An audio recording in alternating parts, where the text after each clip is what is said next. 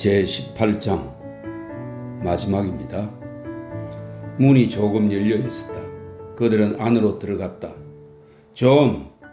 욕실에서 불쾌한 소리가 났는데 무엇 때문에 그런 소리가 나는지 이유를 빤히 알만했다. 뭐 잘못되었어요? 헬머홀츠가 소리쳤다. 대답이 없었다. 듣기 싫은 소리가 두 차례 더 반복되더니 잠잠해졌다. 그러더니 딸그락 소리와 함께 문이 열리고 아주 헬스간 얼굴의 야만인이 나왔다. 이런! 헬머홀츠가 걱정스럽게 소리쳤다. 당신 정말 심하게 아픈 모양이군요, 존. 뭘 잘못 먹었나요? 버나드가 물었다. 야만인이 머리를 끄덕였다. 난 문명을 삼켰어요. 뭐라고요? 그리고 난 식중독에 걸렸고 불길해졌어요. 그는 목소리를 낮춰 덧붙여 말했다.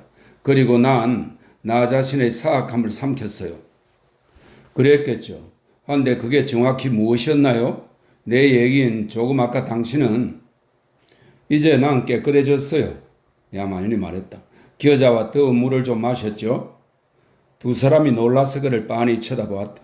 그럼 일부러 그랬다는 거예요? 버나드가 물었다. 인디언들은 항상 그런 식으로 자신을 정화시킵니다. 그는 자리에 앉아 한숨을 지으며 이마를 손으로 쓸었다. 몇 분 쉬어야겠어요? 그가 말했다. 상당히 피곤하군요. 글쎄요, 그야 당연하겠죠. 헬머홀츠가 말했다. 잠깐 침묵을 지킨 다음에 우린 작별 인사를 하려고 왔습니다. 라고 말하더니 어조를 바꾸어 말을 계속했다. 우린 내일 아침에 떠나요. 그래요, 내일 아침에 떠나죠. 버나드가 말했다. 야만인은 자포자기한 새로운 표정을 그의 얼굴에서 읽어냈다. 그건 그렇고요, 존. 의자에 앉은 채로 몸을 앞으로 내밀고 야만인의 무릎에 손을 얹으며 그가 말을 계속했다. 어제 있었던 모든 일에 대해서 내가 얼마나 미안하게 생각하는지를 얘기해주고 싶었어요. 그는 얼굴을 붉혔다. 너무나 창피합니다. 목소리가 갈팡질팡 하는데도 그는 말을 계속했다. 정말로 어찌나. 야만인이 말을 가로막고 그의 손을 잡더니 다정하게 꼭 쥐었다. 헬머홀츠가 나한테 정말로 잘해주었어요. 잠깐 침묵을 지킨 다음에 버나드가 다시 말을 이었다. 헬머홀츠가 아니었더라면 아마도 나는 그만해요, 그만해. 헬머홀츠가 반박했다. 침묵이 흘렀다. 그들에게 닥친 슬픔에도 불구하고 그들의 슬픔은 서로 사랑한다는 증거였기 때문에 바로 그 슬픔으로 인해 세 젊은이는 행복했다. 난 오늘 아침에 통제관을 만나러 갔었어요. 마침내 야만인이 말했다. 뭐 하러요? 혹시 내가 당신들하고 같이 섬으로 가도 되는지 물어보려고요. 그랬더니 뭐라고 하던가요? 헬머홀츠가 솔깃해서 물었다. 야만인이 고개를 저었다. 허락해 주질 않더군요. 왜요? 실험을 계속 하고 싶기 때문이라고 그랬어요. 하지만 난 못하겠어요. 갑자기 화를 내며 야만인이 덧붙여 말했다. 난 다시는 실험의 대상이 되지 않겠어요. 세상의 모든 통제관들이 붙잡고 매달려도 안 된다고요? 나도 내일 떠나겠어요. 하지만 어디로요? 다른 두 사람이 이구동성으로 물었다. 야만인이 어깨를 으쓱했다. 아무 곳이나요. 상관없어요. 혼자 있게만 된다면요? 하행 항로는 길드포드를 출발해서 웨이 계곡을 따라 고달밍으로 간 다음 밀퍼드와 위틀리 상공을 지나 하슬미어로 계속 가서 피트즈필드를 거쳐 포츠머스 쪽으로 향했다. 하행과 그의 평행을 이루며 상행 항로는 워펄스텐, 통햄, 버튼햄, 엘스테드 그리고 그레이쇼트 상공을 지나갔다. 호거스백과 하인드헤드 사이에는 두 항공로가 겨우 6-7km 밖에 안 떨어진 지점들이 있었다. 그 거리가 너무 가까웠기 때문에 조심성 없는 항공사들은 특히 야간이거나 소말을 반그램쯤 초과 복용을 했을 때면 자칫 실수를 범했다. 여러 차례 사고까지 있었다. 심각한 사고들이었다. 그래서 상행선을 몇 킬로미터 서쪽으로 우회시키기 위한 결정이 내려졌다. 그레이쇼트와 통햄 사이에서는 4개의 폐기된 항공등대가 포츠머스로부터 런던을 연결하는 옛 항공로의 이정표 노릇을 했다. 그곳의 상공은 조용하고 한적했다. 지금 헬리콥터들이 끊임없이 윙윙거리고 폭음이 울리는 지점은 셀본과 보든과 페넴의 상공이었다. 야만인은 퍼트넴과 엘스테드 사이의 언덕 꼭대기에 세운 낡은 등대를 은둔추로 선택했다. 철근 콘크리트로 지어서인지 건물은 상태가 아주 좋았다. 처음 그곳을 둘러본 야만인에게는 거의 지나칠 정도로 편안하고 문명화되고 사치스럽다는 생각까지 들었다. 그는 이에 대한 충분한 보상을 하기 위해 더욱 힘든 극기 훈련과 더욱 안전하고 철저한 정화를 이루겠다고 자신에게 약속함으로써 양심을 달래었다. 그는 은둔처에서의 첫 밤은 일부러 잠을 자지 않고 보냈다. 그는 무릎을 꿇고 죄를 지은 클라우디우스가 용서를 빌었던 하늘에 기도를 드리고 이어서 주니어로 아우나윌로나에게, 예수와 푸콩에게, 그리고 그를 보호해주는 동물인 독수리에게 기도를 드렸다. 때때로 그는 십자가에 매달린 듯 두 팔을 벌렸고 통증이 점점 심해져서 결국 견디기 어려운 고통으로 부르르 떨릴 때까지 한참 동안 팔을 벌린 채로 서서 버텼다. 그리고 스스로 그렇게 못 박혀서 얼굴에서는 땀이 마구 쏟아져 내리는 동안 이를 악물고는 오 저를 용서해 주소서, 오 저를 순수하게 만들어 주소서, 제가 선하게 되도록 도와주소서 라고 고통 때문에 기절할 지경에 이를 때까지 거듭거듭 되풀이해서 기도했다. 아침이 되자 그는 등대에서 거처할 자격을 얻었다고 느끼기는 했지만 그래도 대부분의 창문에는 아직 유리가 멀쩡했고 발판을 딛고 올라서서 내다본 경치가 지나치게 훌륭해서 아직 그는 양심의 가책을 느꼈다. 왜냐하면 그가 등대를 선택했던 바로 그 이유가 이제는 당장 다른 어떤 곳으로 가야 할 이유로 바뀌었기 때문이다. 그가 이곳에서 살기로 결정했던 까닭은 경치가 참으로 아름다웠고 이 좋은 위치에서 바라보니 마치 신성한 존재의 구현을 내다보고 있는 것 같아서였다. 하지만 자신이 무엇하고 날이면 날마다 시시각각으로 아름다운 광경의 흡족함을 누려야 하는가? 어디가 대단하다고 자신이 신의 존재가 눈에 보이는 곳에서 살아야 하는가? 그에게 양심적으로 어울리는 적절한 거처는 누추한 돼지우리나 땅속의 큼큼한 구덩이 정도가 고작이었다. 고통스럽게 긴 밤을 보낸 다음이라 몸이 뻣뻣하고 아직도 통증이 느껴졌지만 바로 그런 이유 때문에 속으로는 안심이 된 그는 등대의 발코니로 올라가서 그가 삶의 권리를 되찾은 눈부신 해돋이의 세계를 둘러보았다. 북쪽으로는 호그스백의 기다란 백악 산등성이가 막아섰으며 그 너머 동쪽 끝에서는 길퍼드의 마천루 7개가 드높게 솟아올랐다. 고층 건물들이 눈에 띄자 야만인은 얼굴을 찌푸렸지만 시간이 지남에 따라 그는 밤이면 기하학적인 성좌처럼 찬란하게 빛나는 건물들과 차츰 타협을 이루게 되었다. 두광 조명을 받아 빛을 발산하는 건물들이 모양이 달라지면서 마치 손가락으로 그 손짓의 의미를 영국에서는 지금 야만인 이외에 어느 누구도 이해하지 못했지만 하늘의 더 높은 신비를 엄숙하게 가리키는 듯 했기 때문이다. 등대가 위치한 모래 언덕과 호그스백을 갈라놓은 계곡 안에는 9층 높이의 곡식 창고들과 닭 농장, 조그만 비타민 D 공장을 갖춘 아담하고 작은 마을 퍼트넴이 자리를 잡고 있었다. 등대의 남녘으로는 황량한 땅이 개 진달래 틈불의 언덕을 따라 내려가며 낮아지고 그 아래쪽으로는 호수들이 줄지어 나타났다. 골짜기 너머 중간 지점의 수비로는 엘스테드의 14층짜리 건물이 솟아올라 있었다. 안개가 낀 영국의 상공에서 희미하게 모습을 드러낸 하인드헤드와 셀보는 아득하고 푸른 낭만적인 경치로 시선을 끌었다. 하지만 야만인이 등대에 마음이 끌린 것은 아득한 거리감뿐만이 아니었으니 가까운 경치 역시 먼 곳의 풍경 못지않게 매혹적이었다. 무성한 숲, 시원스럽게 뻗어나간 개 진달래 뜸불과 노란 가시 금작화 뜸불, 스코틀랜드 전나무 숲을, 축 늘어진 자작나무 밑에서 빛나는 호수들, 수련, 골풀 등 이런 아름다움은 아메리카 사막의 살벌함에 익숙한 그의 눈에 놀랍게만 보였다. 그리고 또 그 고적함, 인간이라고는 전혀 보이지 않은 채 하루가 지나가곤 했다. 등대는 체링티 타워에서 비행기로 15분밖에 안 걸리는 거리였지만 말파이스의 언덕에도 이곳 서리의 황무지보다 황량하지는 않았다. 날마다 런던을 떠나는 수많은 무리들은 전자골프나 정구를 치기 위해서만 그곳을 떠났다. 퍼트넴에는 경기장이 없었고 가장 가까운 리만 수상 정구장은 길퍼드까지 가야 있었다. 이곳의 매력이라고는 꽃과 풍경뿐이었다. 따라서 사람들이 이곳을 찾아올 만한 이유가 별로 없었기 때문에 아무도 찾아오지 않았다. 처음 며칠 동안 야만인은 아무 방해도 받지 않고 혼자서 지냈다. 처음 도착했을 때 개인 경비로 그가 지급받았던 돈 가운데 대부분은 장비와 도구를 구입하느라 지출했다.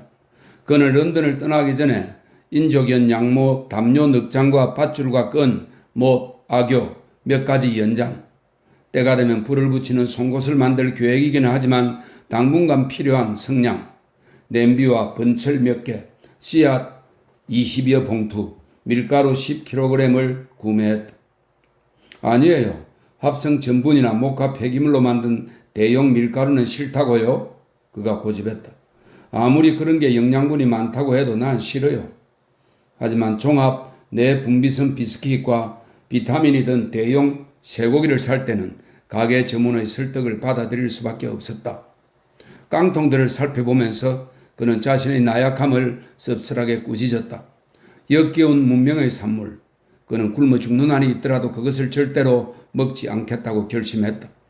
그래야 정신들을 차리겠지? 그는 분풀이를 하는 기분으로 생각했다. 그에게도 또한 교훈이 되리라. 그는 가지고 있던 돈을 헤아려 보았다. 그나마 남은 얼마 안 되는 돈이 겨울을 나기에 충분했으면 좋겠다고 바랐다. 내년 봄이면 밭에서는 바깥 세상에 의존하지 않고 살아갈 만큼 충분한 식량이 생산되리라. 그때까지는 언제라도 밖으로 나가기만 하면 사냥감이 있었다. 그는 토끼를 많이 보았고 호수에는 물새들이 살았다. 그는 당장 활과 화살을 만드는 일에 착수했다. 등대 부근에는 서양 물풀의 나무들이 자랐고 화살대를 만들기에 적합한 아름답고 고든 개암나무도 많았다. 그는 어린 물풀의 나무를 베어내면서 일을 시작했다. 가지가 뻗지 않은 줄기를 2m쯤 잘라내고 껍질을 말끔히 벗긴 후 미치마 노인이 가르쳐준 대로 하얀 나무를 한 겹 한 겹 다듬어서 자신의 키만큼 큰 장대를 마련하고는 가운데 부분은 굵고 빳빳하게 양쪽 끝은 가늘고 유연하게 만들었다. 그는 일을 하면서 벅찬 기쁨을 느꼈다. 무엇이든 원하는 물건이 있으면 스위치를 누르거나 손잡이를 돌리면 그만이라 아무 할 일도 없이 런던에서 나태하게 여러 주일을 보낸 다음이라서 기술과 인내를 요구하는 무엇을 한다는 것이 그에게는 순수한 기쁨이었다. 장대를 깎아 거의 다 모양을 갖추었을 때 그는 자기가 노래를 흥얼거리고 있다는 사실을 깨닫고 깜짝 놀랐다. 그것은 마치 바깥으로부터 자신의 내면으로 들어오다가 발이 걸려 넘어지려는 찰나에 정신을 차리고는 흉악무도한 잘못을 범한 자신을 의식하는 순간과 같았다. 그는 죄의식을 느끼며 낯을 붉혔다. 그가 이곳으로 찾아왔던 까닭은 노래나 부르고 즐기기 위해서가 아니었다. 그것은 문명생활의 더러움으로 더 오염되지 않도록 피하기 위해서였고 순수해지고 선해지기 위해서였으며 능동적으로 잘못을 속죄하기 위해서였다.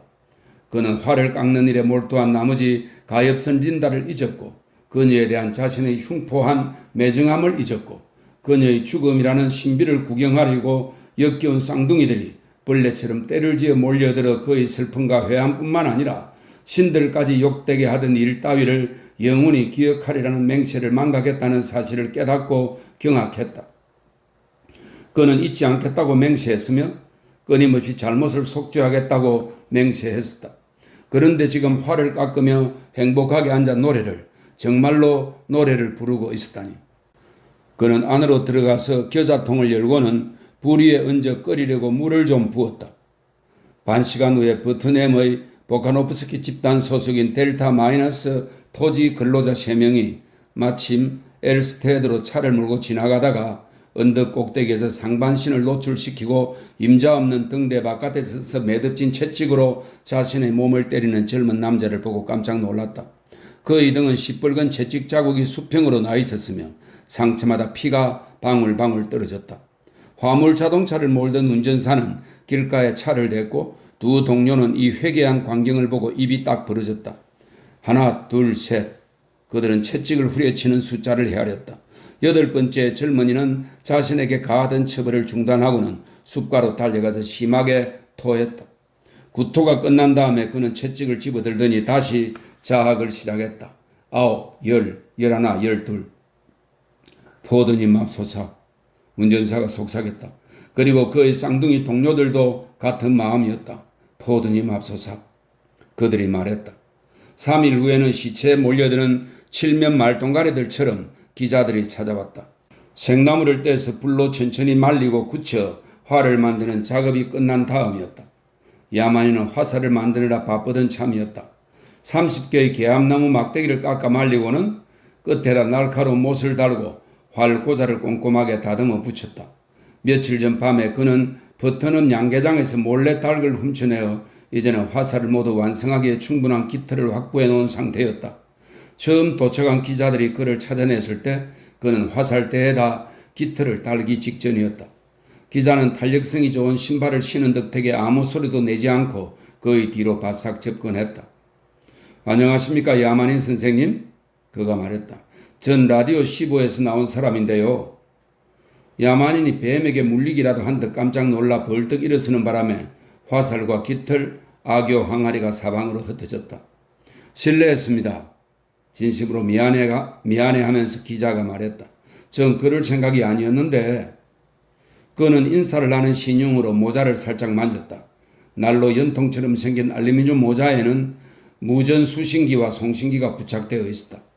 모자를 벗지 않은 걸 양해해 주세요. 그가 말했다. 약간 무거워서요.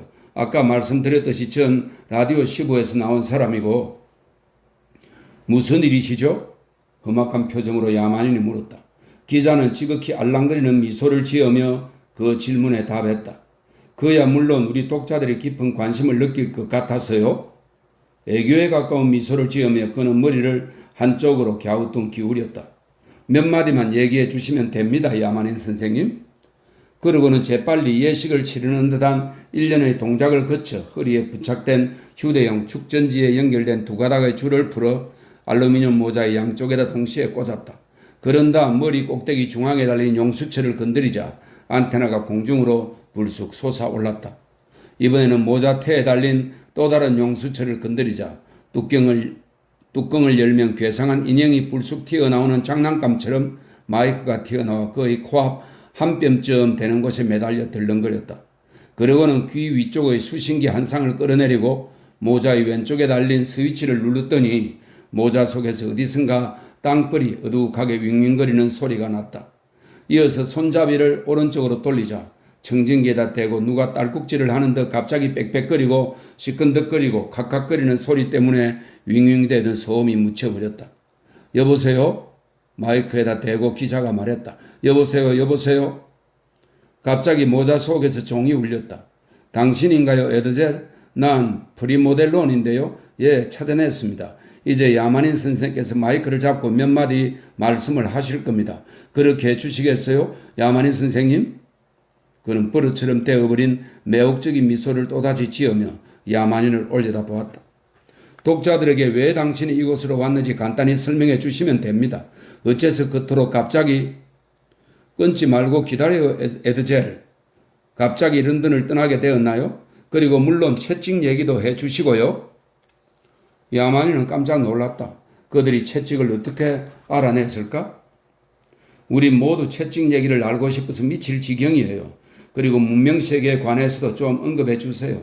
그런 거 있잖아요. 나는 문명세계의 여자를 어떻게 생각한다거나 뭐 그런 얘기요. 아주 짤막하게 몇 마디만 해주시면. 야만인은 상대방이 오히려 난처할 정도로 요구를 그대로 따랐다. 그는 정말로 짤막하게 5마디만 말하고는 입을 다물었는데 캔터베리 합창원 대원장에 관해서 그가 버나드에게 했던 바로 그 5마디였다. 그래, 어련하겠느냐? 그러더니 덤빌 테면 덤벼보라는 듯 제법 방어 자세를 잘 취한 기자의 어깨를 잡아 빙글 돌려 세우고는 그의 엉덩이를 노련한 축구 선수처럼 냅다 걷어찼다. 8분 후에는 라디오 15의 최신호가 런던 길거리에 깔렸다. 라디오 15 취재 기자 신비의 야만인에게 꼬리뼈 걷어채이다. 일면에 실린 제목의 내용이었다. 서리에서 벌어진 대사건. 런던에서 벌어졌더라도 대사건이지. 직장으로 돌아와서 기사의 제목을 읽어본 기자의 생각이었다. 그것도 아주 고통스러운 대사건이었다. 그는 점심 식사를 하려고 조심스럽게 자리에 앉았다. 동료의 미고래던 멍을 경고로 삼아야 마땅했지만 전혀 동요하지 않고 뉴욕타임스, 프랑크푸르트 4차원 연속체, 포디언 사이언스 모니터, 그리고 델타 미러 소속의 다른 기자 4명이 그날 오후에 등대로 찾아갔다가 점점 더 난폭해지는 반발의 제물이 되었다. 미개한 바보 같으니라고 안전하게 떨어진 거리에서 아직도 엉덩이를 문지르며 포디언 사이언스 모니터 기자가 소리쳤다. 당신은 왜 소마를 먹지 않나요? 어서 꺼져요. 야만인이 주먹을 흔들어 보였다. 기자가 몇 발자국 물러난 다음에 다시 돌아섰다. 1~2g만 먹으면 악은 비현실이 돼요. 그가 위협적이고 조롱하는 어조로 그따위 헛소리는 말라고 말했다. 고통은 환각이라고요. 누가 그래요? 야만인이 말하고는 국지기강 개암나무 몽둥이를 집어들고 성큼성큼 앞으로 나섰다. 포디언 사이언스 모니터 기자가 헬리콥터로 재빨리 도망쳤다. 그 후 얼마 동안은 야만인을 성가시게 구는 사람이 없었다. 헬리콥터 몇 대가 와서 궁금한 듯 등대 주변을 돌아다니고는 했다. 그는 귀찮을 정도로 가장 가까이 접근하는 헬리콥터를 향해 활을 쏘았다. 화살이 탑승실 바닥을 뚫고 들어가자 날카로운 비명소리가 들려왔다. 헬리콥터는 고속기어를 최대한으로 넣으며 쏜살같이 공중으로 치솟아 올랐다. 그 이후에는 다른 헬리콥터들이 조심을 하느라 적절한 거리를 두었다. 자신이 마트사키의 처녀에게 구원을 하는 한 남자라고 상상하며 날개가 달린 독충들 따위는 개의치 않고 꿋꿋하게 버티면서 야만인은 짜증스럽게 윙윙거리는 헬리콥터들의 소음을 무시하고 열심히 땅을 일구어 밭을 만들었다. 얼마 후에는 독충들도 따분해진 모양인지 멀리 날아가 버렸고 그의 머리 위 하늘은 종달새들 이외에는 아무것도 없이 몇 시간씩 조용하기만 했다. 날씨가 숨이 막힐 정도로 더웠고 하늘에서는 천둥이 울렸다. 그는 아침 내내 땅을 파다가 마룻바닥에 길게 누워 휴식을 취했다. 그러자 갑자기 레니나가 생각났다. 그녀가 슬그머니 현실적인 존재로 바뀌더니 구두와 양말만 신고 발가벗은 모습으로 향수 냄새를 풍기며 손에 잘 필 듯 생생하게 그의 눈앞에 나타났다. 그리고 다정한 그대여라거나 그대 품에 나를 안아줘요라고 유혹하며 다가왔다. 뻔뻔스러운 환양년. 하지만 그의 목을 휘감은 그녀의 두 팔, 발딱 일어선 젖가슴, 그녀의 입, 영혼은 우리의 입술과 눈에 깃들어 나니. 레니나, 아니다. 그는 벌떡 일어나더니 반쯤 벌거벗은 몸으로 집에서 뛰쳐나갔다. 개 진달래 덤불 황무지 언저리에는 하얀 노간주 나무 덤불이 늘어서 있었다. 그는 덤불로 몸을 던졌다. 그가 욕망하던 매끄러운 살이 아니라 푸른 가시만이 가득했다. 수없이 많은 뾰족한 바늘 끝이 그를 찔러댔다. 그는 불쌍한 어머니의 모습을 기억하려고 몽롱한 눈에 형언할 수 없는 공포가 가득 담긴 채로 숨을 몰아쉬며 두 주먹을 꼭 쥐었던 가엾은 린다를 기억해내려고 했다. 그가 잊지 않겠노라고 맹세했던 불쌍한 린다. 하지만 그의 눈앞에서 자꾸만 어른거리는 여인은 레니나였다. 그가 잊어버리겠다고 다짐했던 레니나. 비록 노간주 나무 가시들에 찔린 육체가 쑤시고 아파서 움츠러들기는 했지만 그의 의식은 생생한 그녀의 모습으로부터 도피할 길이 없었다. 다정하고 다정한 그대, 당신도 나를 원했다면 어째서 당신은 그렇게 하지 않았나요? 그는 기자들이 나타나면 당장 꺼내들고 휘두르기 쉽도록 문가의 못에 채찍을 걸어두고 있었다. 그는 발작적으로 집에 다시 달려가서 채찍을 집어 휘둘렀다. 매듭진 끈이 그의 살을 후벼 팠다. 환양년. 그는 마치 자기도 모르는 사이에 사실이 그렇기를 너무나 바라기도 했지만 하얗고 따스하고 향기를 풍기는 오욕의 레니나를 후려치기라도 하는 듯 채찍을 휘두를 때마다 소리를 질렀다. 환양년. 그러더니 절망적인 목소리로 계속 외쳤다. 오 린다, 용서해 주세요. 용서해 주옵소서. 하나님이여, 저는 나쁜 인간입니다. 저는 사악합니다. 저는 안돼 이 환양년아. 촉감 영화 회사의 가장 노련한 거물급 촬영 기사인 다윈 보나파르트는 300m 떨어진 숲속에 교묘하게 지어놓은 은신처에 몰래 숨어서 이런 광경을 모두 지켜보았다. 노련함과 인내심이 톡톡이 보상받은 셈이었다. 그는 3일 동안 낮에는 가짜 떡갈나무의 밑둥 속에 앉아서 보냈고 밤에는 개 진달래 덤불 속으로 기어다니며 가시 금작화 숲을 속에다 마이크 여러 개를 숨겨두었고 고운 회색 모래 속에는 전선을 묻어놓았다. 그렇게 지극히 불편하게 보낸 72시간. 하지만 이제 위대한 순간이 왔으니 다윈 보나파르트는 그가 고릴라들이 울부짖으며 결혼하는 과정을 입체 시각 촉감 영화로 기록해 놓은 유명한 장면이래 가장 멋진 순간을, 가장 위대한 순간을 맞았다고 되뇌며 갖가지 장비들 사이로 돌아다녔다. 멋있어. 그는 망원 촬영기를 조심스럽게 겨누어서 움직이는 대상을 끈질기게 쫓았고, 기막히구나. 광분에서 일그러진 얼굴의 근접 촬영을 위해 동력을 올렸다. 오묘한 희극적인 효과가 나오리라고 자신에게 다짐하면서 30초 동안은 느린 동작으로 바꿔 촬영했고, 그러면서도 필름의 가장자리 녹음부에 녹음되는 채찍 소리와 신음과 마구 쏟아내는 거친 헛소리에 열심히 귀를 기울였다. 그렇다. 그러니까 확실히 더 좋았다. 약간 음량을 증폭하는 효과를 시도했고, 잠깐 잠잠해진 사이에 종달새가 날카롭게 지저귀는 소리가 들리자 기뻐했다.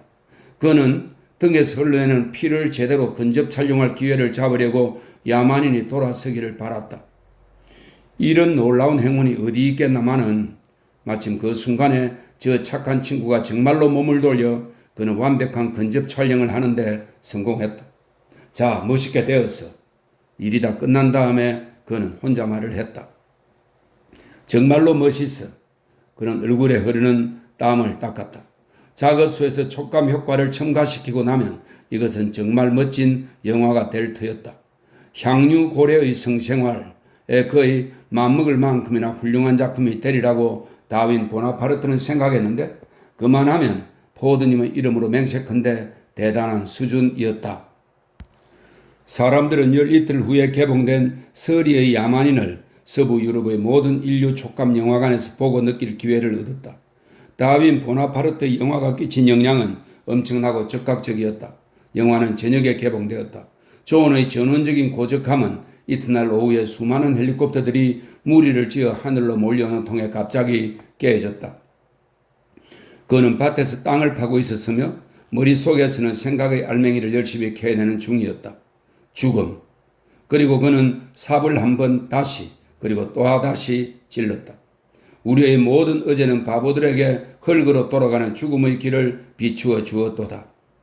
그 어휘들 속에서는 천둥이 실감나게 우르렁거렸다. 그는 흙을 또 한 삽 폈다. 린다는 왜 죽었는가? 왜 그녀는 서서히 인간 이하의 존재로 몰락하고 말았으며, 그러고는 마침내 그는 몸을 부르러 들었다. 썩은 시체에 입을 맞추는 신. 그는 삽을 발로 밟고는 단단한 땅으로 세차게 찔러 넣었다. 장난꾸러기 아이들이 파리를 대하듯 신들은 인간을 장난삼아 죽이는구나. 다시 천둥이 울리고 어휘들은 스스로 진리라고, 어쩌면 진리 자체보다도 훨씬 참된 진리라고 선언했다. 그런데도 글로스트는 그들을 한없이 상냥한 신들이라고도 했다. 뿐만 아니라 그들에게 가장 좋은 휴식은 잠이고 그들은 자주 잠을 청한다. 하지만 그러면서도 잠자는 것에 지나지 않는 죽음을 무척이나 두려워한다. 잠자는 것에 지나지 않는데 꿈을 꾸는 것인지도 모르지. 삽이 돌멩이에 걸리자 그는 그것을 집으려고 허리를 굽혔다. 죽음의 잠 속에서 무슨 꿈을 꾸겠는가? 머리 위에서 윙윙거리던 소리가 요란한 소음으로 바뀌었다. 야만인과 태양 사이를 무언가가 가로막은 듯 갑자기 그의 머리 위로 그늘이 드리웠다. 생각에 잠겼던 그는 깜짝 놀라 땅을 파다 말고 위를 올려다 보았다. 진실보다도 더욱 진실한 다른 세계에서 방황하던 그의 마음은 재신들과 죽음이라는 거대한 개념에 아직도 몰입한 상태였다.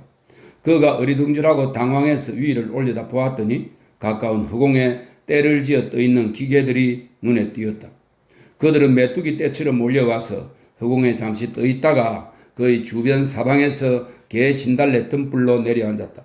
그리고 거대한 메뚜기들이 뱃속에서 하얀 인조견 플라넬 차림의 남자들과 날씨가 더웠기 때문에 아세테이트, 산둥, 비단, 파자마나 벨벳 반바지나 소매가 없고 반점 지퍼가 달린 셔츠를 입은 여자들이 한 대에서 한 상씩 내렸다. 몇 분 후에는 수십 명이 등대 주변에 커다랗게 원을 둘러서서 야만인을 빤히 쳐다보고 웃고 찰칵거리며 사진을 찍고 원숭이에게 그러듯이 땅콩이나 성호르몬 껌, 종합 내분비성 버터 과자를 던져주었다. 그리고 호그스백을 가로지르는 통행로가 이제는 끊임없이 오가는 항공기들로 붐비면서 그들의 숫자는 점점 많아지기만 했다. 악몽에서처럼 10여 명은 몇십 명이 되었고 몇십 명은 몇백 명이 되었다. 야만인은 숨을 곳을 찾아 뒤로 물러났다.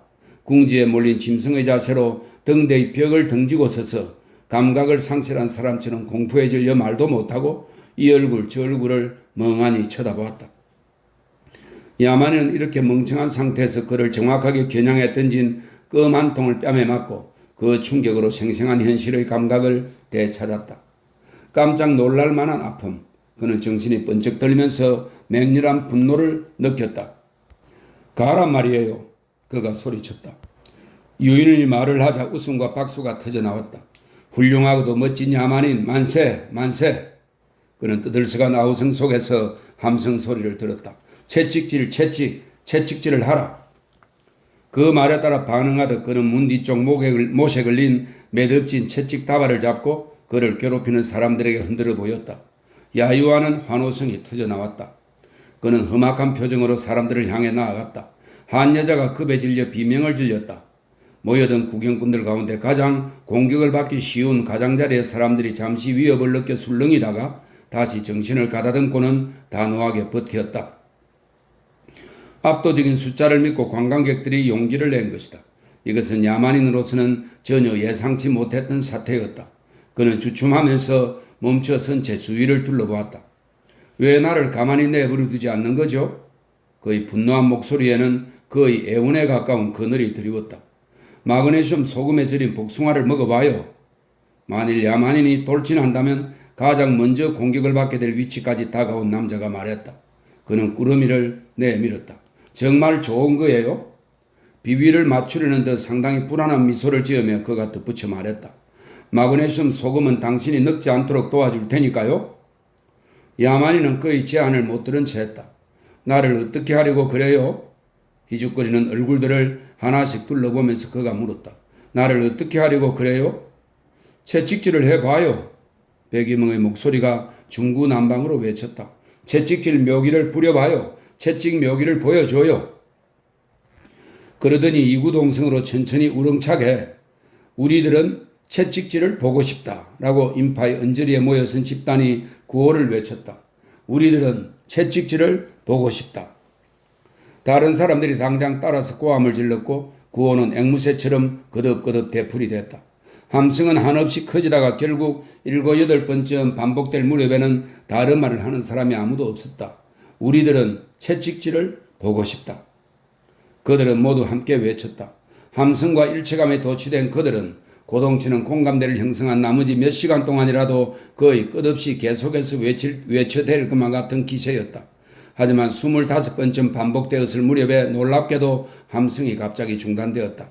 또 다른 헬리콥터 한 대가 호그스백을 횡단해서 날아오더니 군중의 머리 위에서 잠시 정지 비행을 했다.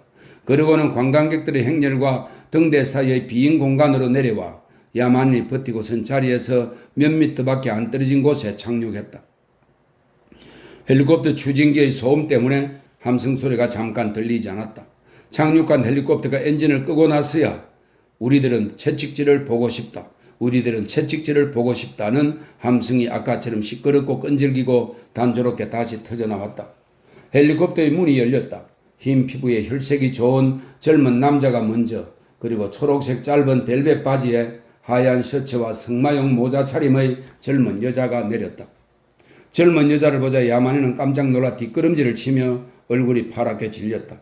젊은 여자가 걸음을 멈추고 서더니 그에게 미소를 지었다. 그것은 어정쩡하고 거의 주눅이 든 듯한 애원의 미소였다. 몇 초가 흘러갔다. 무슨 말을 하는지 입술이 움직였지만 그녀의 목소리는 시끄럽게 반복되는 관광객들의 구호 때문에 들리지 않았다. 우리들은 채찍질을 보고 싶다. 우리들은 채찍질을 보고 싶다.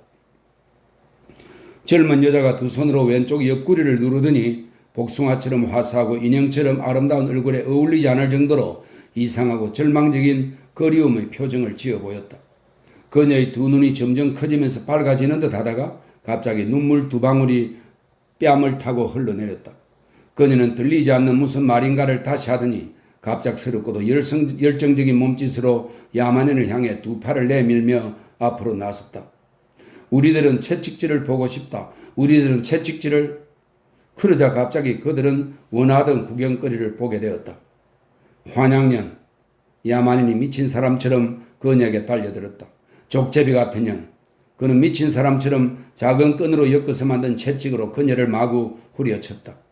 겁에 질린 그녀는 도망치려고 몸을 돌렸지만 발이 걸려 개 진달래 등불 속으로 넘어졌다. 헨리, 헨리, 그녀가 소리쳐 불렀다. 하지만 혈색이 좋은 그녀의 동반자는 재빨리 위험을 피해 헬리콥터 뒤로 몸을 숨겼다. 신이 난 구경꾼들이 흥분해서 함성을 지르는 사이에 야만인과 대치하던 방어선이 무너졌고 자력에 이끌리듯 그들은 중심을 향해 사방에서 아우성치며 몰려들었다. 고통은 매혹적인 공포였다. 불에 타 죽어라, 쇠격이여, 불에 타서 죽어라. 광분한 야만인이 다시 후려쳤다. 굶주린 듯 사람들이 몰려들어 여물통에 덤벼드는 돼지처럼 밀치고 기어올랐다. 오 유격이여. 야만인이 이를 갈았다. 이번에는 채찍이 그의 어깨를 때렸다. 유격이를 죽여라. 죽여 없애라. 그들은 발광한 야만인이 미친 듯한 동작들을 흉내내기 시작했다. 반항하는 자신의 육신을 때리는 그를 보고 사악한 타락을 상징하는 풍만한 여인이 채찍을 맞고 야만인의 발치에서 몸부림치며 개진달래 초원위에 나뒹구는 모습을 보고 그들은 고통의 공포라는 매혹에 홀렸다. 그리고 길들이기 훈련을 통해서 그들의 마음속에 그토록 뿌리 깊게 심어진 일체감과 화합에 대한 욕망의 지배를 받아 협동하려는 습성과 내적인 충동에 이끌려 그들은 닥치는 대로 주변 사람들을 서로 마구 때렸다. 죽이라, 죽이라, 죽이라. 야만인이 계속해서 소리쳤다. 그러자 갑자기 누군가 흥겹고도 흥겹구나를 노래하기 시작했고 어느새 그들은 모두 후렴을 따라 부르고 합창을 하면서 춤을 추기 시작했다. 흥겹고도 흥겹게 돌고 돌고 또 돌고 8분의 6박자로 서로 때리면서 흥겹고도 흥겹구나. 자정이 넘어서야 마지막 헬리콥터들이 떠났다. 소마로 몽롱해진 야만인은 관능의 광란으로 한참 기운을 뺀 다음이어서 기진맥진한 채 개진달래 등불 위에 누워 잠을 잤다. 그가 잠에서 깨어났을 때는 벌써 해가 높이 떠 있었다. 그는 잠깐 동안 누워 햇빛을 보고는 부엉이처럼 어리벙벙하게 눈을 끔뻑였다. 그러자 기억이 났다. 모든 것이. 오 하나님 하나님. 그는 손으로 눈을 가렸다. 그날 저녁에 윙윙거리며 호그스백을 횡단해 때를 지어 몰려든 헬리콥터들은 10km에 걸쳐 시커먼 구름처럼 하늘을 뒤덮었다. 어젯밤에 벌어진 참외의 향연을 신문마다 대서특필했기 때문이다. 야만인, 처음 도착한 관광객들이 헬리콥터에서 내리며 소리쳤다. 야만인 선생. 대답이 없었다. 등대의 문이 조금 열려 있었다.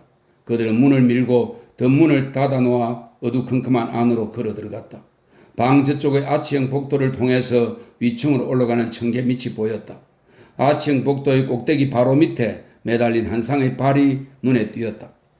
야만인 선생. 천천히, 아주 천천히 느긋한 두 개의 나침반 바늘처럼 두 발은 전혀 서두르지 않고 오른쪽으로 돌면서 북쪽, 북동쪽, 동쪽, 남동쪽, 남쪽, 남남서쪽을 가리켰다. 그러더니 잠깐 멈추었고 몇 초가 지난 다음에 서두르지 않고 다시 왼쪽으로 돌았다. 남남서쪽, 남쪽, 남동쪽, 동쪽. 예, 올더스 헉슬리의 멋진 신세계 여기까지입니다. 아무리 디스토피아 소설이라고 해도 참 난해하네요.